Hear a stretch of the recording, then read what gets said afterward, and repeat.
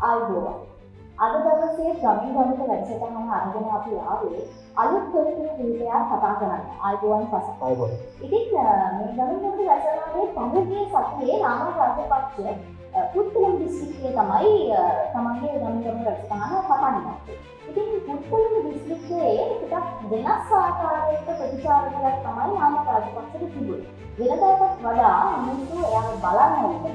ඊට අමතරව පුත්තලම දිස්ත්‍රික්කයේ මේ දීවර කර්මාන්තයේ යෙදෙන කල්පිටි ප්‍රදේශයට ගිහිල්ලා ඒ ඉන්න දීවරෙක්ට දැකලා කතා කරලා තිබ්බා. විශේෂයෙන්ම මේක 2019 ගැසට්පත්‍රයේදී අවලංගු කරලා තිබුණා රාජ්‍ය සිංදුන් ක්‍රමවේදය. එතකොට මේක නැවත වතාවක් මේ දීවරයට ලබා ගැනීම ගැන ගැඹුරින් කතා කරන්න නාමල් රාජපක්ෂ පිටුනා හවස් වගේ පුත්තලමේ කල්පිටියේදී. ඉතින් පසන් ඔය කාරණා ඔක්කොමත් එක්ක කොහොමද බෞද්ධ සත්‍යයේ වැටුණු කියලා අපි පොඩි සාරාංශයක් ගත්තොත් එහෙම පසන් මේ අර කතාවක් කියනවානේ අපි යම් කිසි දෙයක් පිළිබඳව විමසීමක් කරනකොට ඒ විමසීම තුළ අපිට ප්‍රූව් කරගන්න. එහෙමත් නැත්නම් අපි කියනවා ඒක අපිට ඇත්තක් බවට පත් කරගන්න නම් අපි ඒක සත්‍යවාදීව දකින්න ඕනේ කියලා. හැබැයි සමහර තැන්වල සමහර අය ඒකම සත්‍යවාදීව දකින්න දෙන්නේ නැහැ. ඉතින් අවස්ථාවල ඒකට සාහෘද කියලා මම කියනවා. නේද? ඔව් මම හිතන්නේ හඳුන්වන්නේ අපතුමාගේ පාන්ද කතාව ගැන ප්‍රවේශයක් ගන්න.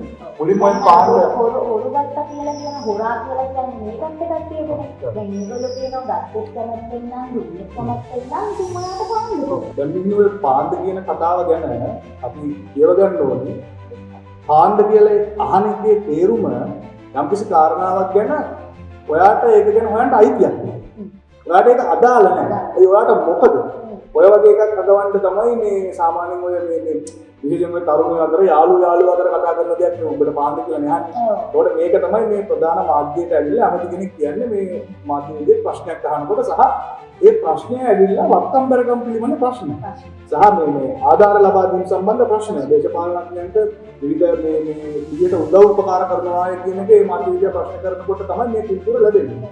මේ පිළිතුර ලබා දුන්නේ මාලිමා භක්තිකයන්ට අනුව ඒ වගේ පිළිතුරක් ඔබජන පෙරමුණේ කෙනෙක් ලබා දුන්නා නම් එතන යම් හේතු සාධක තියෙනවා. මොකද අර 76 කෑල්ල ඇතුලේ ඒකෝ හදපු කතන්දරෙත් ඒක අනිත් වගේ කෙනෙක්ගේ මේ වගේ දෙයක්. ඕක එක්සත් ජාතික පක්ෂ කෙනෙක් හරි සජන කෙනෙක් හරි කිව්වා නම් ඒකට ඒත් අර 76 කියන කෑල්ල ඇතුලේ මේ හදලා තිබ්බ චිත්‍රය ඇතුලේ සාමාන්‍ය දෙයක් වෙන්න පුළුවන්. නමුත් මේක කියන්නේ මේ වර්තමාන ආණ්ඩුවේ ඉන්න උගත් වැදගත් ශිෂ්ට දේශපාලනයක් කරා කියන විනිවිදභාවයෙන් යුතුව දේශපාලනය කරා කියන සුචරිතවාදී දේශපාලනයක් කරා කියන පාරිශුද්ධවාදී චරිතකීයක පුද්ගලයෙක් මාධ්‍යවේදී අහනකොට ඔහුට ඇත්තටම කේන්තියක්. මේක දැක්කම තේරෙනවා ඔහුට කේන්තියක්.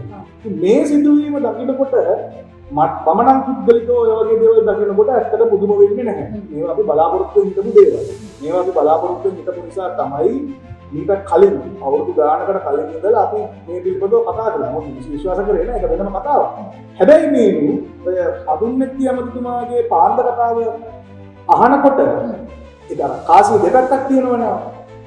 මම මේ වැඩසටහන බලන අපේ ආදරණීය ජනතාවගේ රටේ සුවසත් ජනතාවගෙන් ඉල්ලනවා අදුන්නති අමතුමා කාසියේ මේ පැත්ත ඔබට පෙන්නලා මාධ්‍යවේදියා ප්‍රශ්නයක් අහනකොට එතුමන්ලට ආධාර දෙන සහ එතුමන්ලගේ මේ ආර්ථිකමය පසුබිම ගැන විමසනකොට ඔයාට ඒක පාන්ද කියලා අද සුචරිතවාදී පාරිශුද්ධ මාලිමාවේ හඳුන්වලා අහනකොට එදා මහින්ද රාජපක්ෂගේ මාධ්‍යවේදීන් ප්‍රශ්න කරනකොට ඔබතුමාට චෝදනා තියෙනවා ඩොලර් මෙච්චරක් අරගෙන ගිහිල්ලා තියෙනවා ලංකාවේ එළියට කියලා කියනකොට එදා මහින්ද ජනාධිපතිතුමා අහුවේ නෑ ඉතින් ඔයාලට පාන්ද කියලා. එතුමා කිව්වේ එක ඩොලර් එකක් මම හොරකම් කරගෙන ගිහිල්ලා රටෙන් පිට කියලා තියෙනවා නම් ඒක පෙන්නන්නේ. මම මේ සියලු කනගුරු ගිහිල්ලා ආශ්‍රමයක් කියලා.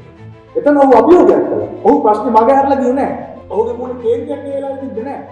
ඔහු ඉනා වෙලා ඒ මඩ අවලාද වලට ඉනා වෙලා පිළිතුරු දීලා අභියෝග කළා. ඕක ඇත්තක් නම් ඔප්පු කරන්න. අපි ඉවත් වෙලා යන්නම් කියලා. නැත්තම් කිව්වේ නෑ වැඩිදුර තොරතුරු ගන්න නම් පැමිණිල්ලක් දාන්න කියලා. මේක තමයි ඒකාසී අනිත් පැත්ත. ඒතකොට අද හොඳ මිනිස්සු වෙලා ඉන්නේ කවුද? අද නරක මිනිස්සු වෙලා ඉන්නේ කවුද? දැන් මේ තරහදී මෙහෙම තිබ්බේ මෙහෙම වෙනවා. ඒක වෙනම කතාවක්. නමුත් මේ කාලය ගත ආණ්ඩුවට අවුරුද්දක් යනකන් ආණ්ඩුවට අවුරුද්දක් යනකම් අවුරුද්දකට කලින් ඇඟිල්ල දික් කරේ රාජපක්ෂවරුන්ගේ වත්කම් වල. ඇඟිල්ල දික් කරේ නාමල් රාජපක්ෂගේ වත්කම් වල. හැබැයි අද වෙනකොට සමාජයෙන් ඇඟිල්ල දික් වෙන්නේ නාමල් රාජපක්ෂටවත් මහින්ද රාජපක්ෂටවත් ඔවුන්ගේ වත්කම් ගැන නෙමෙයි. ඔවුන්ගේ අනිත් මන්ත්‍රීවරුන්ගේ වත්කම් ගැන නෙමෙයි. තවදුරටත් අපි කතා කරලා මේ වෙනකොට සමාජයේ දැඩි කතා බහක් ඇතිවලා තියෙන්නේ 76 වසරක සාපේ කියන එක ඇතුළට දාපු මේ හිටපු මේ අපුද්ගලයන්ගේ දේශපාලනඥයන්ගේ වත්කම් ගැන නෙමෙයි. සමාජයේ පසුපස අමායමින් හොයන්න පටන් ගන්නවා. මේ පාරිශුද්ධවාදීන්ගේ මාලිමාවේ වත්කම් ගැන ඒක කොච්චර තීව්‍ර වෙලා තියෙනවද? කියන එක දැක්කට බලුවා හොඳම මේ සමාජෙක සිද්ධ වෙලා තියෙන මාතෘකා කච්චාවක් කියලා මම මේ සල්ලි හොයාගත්තේ මට මේ සල්ලි හම්බුනේ දුන්නේ මට හම්බු මුලින් කිරින්නටපත් වෙලා තියෙනවා. ඒ තාත්තා කෙනෙක් ඒ මට්ටමටපත් වෙනවා කියන්නේ මේක ප්‍රශ්නයක්. මේක ප්‍රශ්නයක්. ඉතින් මට ඒකදී තවදුරටත් කරනවා අනිත් තමයි සමාජ වල කියන්නේ අනිත් මිනිස්යාගේ කෙලෙක අනිත් මිනිස්යාගේ කරවල ටික ඒ මිනිස්යාට මහන්සියෙන් ආසාවෙන් මේ දේවල් සමාජයේ මේ දේශපාලන ව්‍යාපාර වලට උදව් කරන්නේ යොදවන්නේ ඒ මිනිස්සුන්ට නෑ කියලා හිතාගෙන බලන්න තිබිලා ඒක පිළිබඳව තව පැත්තක් තියෙනවා. මේක ඇත්තට මේක ටිකක් විදිහට අරගෙන යන්න ඕනේ සංවාදයක්. මේක පුළුල් වශයෙන් කතා කරලා මොකද එක විදිහකට මේ උතුම්ම හදනලද ජනමතය. උතුම්ම හදනලද ජනමතය හැදෙන්න පසුබිම පදනම හැදුවේ මේ ඔය කියන කතන්දර. දැන් හැබැයි මේ කියන බීන් වැහුවේ අර නිදරට ගිහිල්ලා ඉහළ කනදා ගන්නවා උපත් මිනිස්සුගේ තව මොන හරි ආධාරයක් ගන්නවා කියන එක. හැබැයි අපි තේරුම් ගන්න ඕනේ මේ උතුම්ම ජනමතය හදලා පාවිච්චි කළා දේශපාලනඥයෝ තකරම් බෙදන්න ඕනේ නැහැ මිනිස්සු. දේශපාලනඥයෙක් ප්‍රසිද්ධි පොච්චයක් දෙන්න ඕනේ නැහැ මිනිස්සු. දේශපාලනඥයෝ දරුවන්ට පාසල් පොත් පොඩ්ඩක් කියලා දෙනකොට ඒකට තාම කැප නින්දිත විදියට ගැහුවා. ඒක විවේචනය කළා. මලකෙවල් වල යන්න එපා කියලා කිව්වා. මගුල් ගෙවල් යන්න එපා කියලා කිව්වා. එහෙම කියලා තමන්ට පුළුවන් විදිහට හරි තමන්ගේ වත්කම් මත හරි තමන්ගේට ආධාර උපකාර කරන පිරිස්තු තමන්ගේ මිතුරු හරි එකතු වෙලා සමූහයක් යම් පදනමක් හරි හදාගෙන ජනතාවට දෙයක් දුන්න මේ මිනිස්සුන්ව ප්‍රතික්ෂේප කරලා ජනතාවගේ දේවල් අරගෙන ඒකින් දේශපාලනය කරන මිනිස්සු තමයි සුචරිතවාදීන්. ඔවුන් තමයි පරාර්ථකාමීන්. ඔවුන් පරාර්ථකාමීන්. මේකම ඒ කියන්නේ මගේ පුද්ගලික විශ්වාසය. දැන් අපි දන්නවනේ මේ ආණ්ඩුවක් ඇවිල්ලා මේ අවුරුද්ද තුළ කරපු සංවර්ධන ක්‍රියාදාමයක් නැහැ. අල්ලපු හොරෙකුත් නැහැ. විසඳපු ප්‍රශ්නෙකුත් නැහැ. දීපු රස්සාවකුත් නැහැ. දැන් රස්සාවල් දෙනවා කියලා නෑ. දීපු රස්සාවකුත් නැහැ. දැන් කිසිම දෙයක් කරලා නැහැ. මම හැබැයි විශ්වාස කරනවා මේ ආණ්ඩුවේ තියෙන ඔය කියන සියලුම දුර්වලතාවලට වැඩිය රටේ මහජනතාව අවබෝධ කරගන්න ඕනේ මෙන්න මේ කියන මේ ව්‍යාජ ස්වභාවය. මේක තමයි ව්‍යාජ බව. තමයි මේ යාලගේ ඇත්ත. මේක තමයි ඇත්ත. මොකද දැන් හොඳම මම හරි කැමති මේක ගැන විදිහට කතා කරන්න. මම බලන් ගියාම ඔක්කොම මේ බූදලේ ඉන්නේ. ගොඩක් අය මේ බූදලේ. මොකද මේ බූදලේ කිප්පේ නැහැ අවුරුද්දකට කලින්. නෑ මෙයාලා තමන්ගේ අනුන් පවා කොමාරු කරගත්ත කියලා කිව්වා. එයාලා පක්ෂේ කිව්වා නැත්නම් මිනිස්සු මෙයාලා උදව් කරනවා කිව්වා. මේක හරි දුක්පත් විදියට ගොඩට දාගත්ත මොකද මාකටිං සැටිෆිකේට් පසා. අපි අර ඉගෙන ගන්න හැමදාම වලත් අර අපි එක ක්‍රමවේදයක් වල එකම බොරුව දීර්ඝ කාලයක් කියන්නේ ගාම ඒක ඇත්ත. නෑ මේ න්‍යායාත්මකව මම කිව්වට ඇඩ්වර්ටයිසින් වල කියලා මම පිළිගන්නවා. දැන් මම නම් ඔබට කියන වචනේ අර ඔයාට අවුල්ද කියලා අහන එක ඔයාට පාන්ද කියලා අහනවා. ඒ වගේ මට නම් අහන්න දෙන්න මට නම් කියන්න දෙන්න ඔය ඇඩ්වර්ටයිසින් පාන්දේ මොකද නෙමෙයි. ඔක තමයි ටක්කඩි. ඔව්. ඕක තමයි ටක්කඩි. ඔව්. මේ වෙන වචනයක් නෑ මේ. මේක අඳුන්වන්න වෙන වචනයක් නෑ. මේක ටක්කඩි ගන්න. තමන්ව මාකට් කරගන්න මොනවා හෝ උපකරණ සදවන්න. මේ ටක්කඩි ගන්න. ඉතින් මේ ටක්කඩිකමට පිළිතුරු දෙන එක ජනතාවට බාරයි. අපිට නම් ඉතින් ගොඩක් දේවල් මේ අවුරුද්ද තුල තේරෙන්නේ. අපි දකින්න තියෙනවා. හැම ඉරිදම සෙනසුරාදම ගමින්දකොට යනකොට ප්‍රතිචාර අපි දකින්න තියෙනවා. තක්කඩිකමට යථාර්ථවාදීව පිළිතුරු දෙන්න අපි පටන් ගත්තේ මීට අවුරුද්දකට කලින්. හැබැයි දැන් ආණ්ඩුවට අවුරුද්දයි අපේ පිළිතුරු දීමටත් අවුරුද්දයි කවුද උඩ ගියේ කවුද යන්නේ කියලා ජනතාව දැන් තේරුම් ගන්න ඉන්නේ. ජනතාව ඒ විදිහට තේරුම් ගන්න වාර ඉදිරියේදී ජනතාව කොල්පගේ ප්‍රතිචාරයක් මේ ඉදිරි ඡන්ද තුන ලබා දෙන්නේ කියලා අපිට බලා ගන්න පුළුවන් තමයි.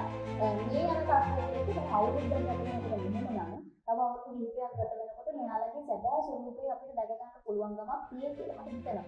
මොකද මේ මවපු දේවල් දැන් ටික ඇත්ත වීගෙන එනකොට බොරුව දැන් එළි වෙනකොට බොරුව ඇත්තට හරවීගෙන එනකොට මෙයාලට දැන් මොන දේවල්වලට හේතුසාධක කියන්නේ තව කොච්චර ඔයාලට බාන්න කියලා අහන්න හේතුසාධක කියන්නේ නැහැ. රටේ ප්‍රධාන නාලිකාව ප්‍රධාන දේශපාලන සංවාදය මේ මොහොතේ රටේ දේශපාලන සංවාද මෙහෙවන ජනප්‍රිය වේදිකේ ඔව් ජනප්‍රිය. කොහොමද උට ආරක්ෂණයක් තියෙනවා. කියන වේදිකේ කියන ප්‍රධාන වැඩසටහනකට සම්බන්ධ වෙලා ප්‍රසිද්ධ මාධ්‍ය රට ඉස්සරහා පාණ්ඩ කියලා අහන මිනිස්සු ගමේ මිනිස්සු ප්‍රශ්න කරනකොට අප්‍රසිද්ධියේ මොනවා නොකරයි. දැන් ඔය පෞගේ දවසේ කවුද මන්ද කියලා තිබ්බනේ මේ මරලා හරි අපි මේක නතර කරනවා දගලන්න බෑ කියලා. ඒකට මේ දැන් මාධ්‍ය ප්‍රධාන මාධ්‍ය ඒ නැසෙන මිනිස්සු ගමේ මිනිස්සුන්ට කොහොමද විචාර කරන්නේ? විදාට මිනිස්සුන්ගේ ආරක්ෂාව දෙන්නේ කවුද? ඒක තේරුම් ගන්න මේ යන්නේ කොතනද කියන එක අපි තේරුම් ගන්න. අපි බලය ගත්ත මොකක්ද අපි දෙන්නේ නෙමෙයි කප්ප කියලා ගන්න පුළුවන් එයාට අයිතියක් නැහැ. පළවෙනි කාරණය තමයි රට ප්‍රජාතන්ත්‍රවාදී තුල ගමන් කරනකොට ඒකේ ඡන්ද බලයක් තියෙනවා, ජනතා පරමාධිපත්‍යයක් තියෙනවා. මේ සියලු දේවල් එක තමයි මේකට ඉදිරි ගමන් මාර්ගයේ තියෙන වෙනකම. ඔය කාරණා ඔක්කොම මතක් කරගෙන අපි මේ ගමනකට වැටගන්නත් එක්ක මේ කාලීන දේවල් ටිකක් අපි කතා බහ කරනවා. අපි නැවත වතාවක් ඔබ හැමෝම සියදානම් ඉදිරි වැඩසටහනින් මෙතන ඔබට Right.